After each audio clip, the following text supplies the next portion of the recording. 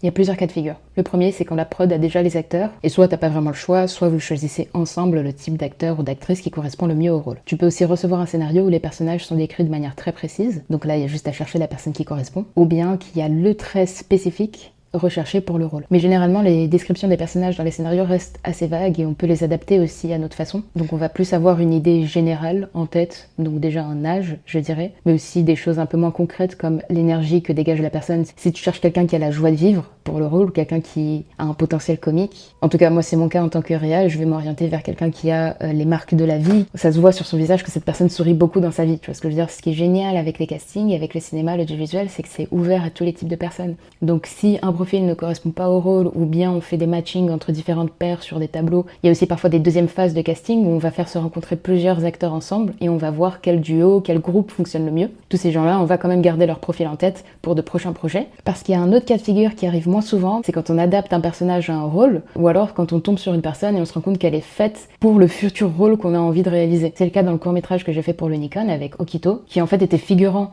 dans un court-métrage que j'avais fait avant, et à la caméra, je sentais tellement qu'il véhiculait quelque chose que je me suis dit, mais lui, il faut que je fasse un prochain film avec lui. Et du côté plus créatif, plus personnel, je vais me baser sur mon appréciation personnelle du jeu de la personne, que j'essaye d'aiguiser en regardant des films, bien sûr. J'ai fait pas mal de théâtre aussi étant jeune, donc j'ai une certaine sensibilité par rapport à ça. Je pense que ça peut aider en tant que réal de faire du théâtre, mais je pourrais en faire une autre vidéo aussi. On va regarder s'ils correspondent aux critères du scénario. On a les qualités d'acting, on a l'apparence physique, on a l'énergie de la personne, la vibe qu'elle dégage. Est-ce que les différents acteurs et actrices qu'on a choisis correspondent entre eux? Et le dernier critère, je dirais que c'est le coup de cœur créatif. Ça relève un peu de l'énergie et ça se jauge au fur et à mesure des échanges et des castings. Mais en tout cas, j'espère que ces différentes pistes auront pu vous aider et on se voit à la prochaine.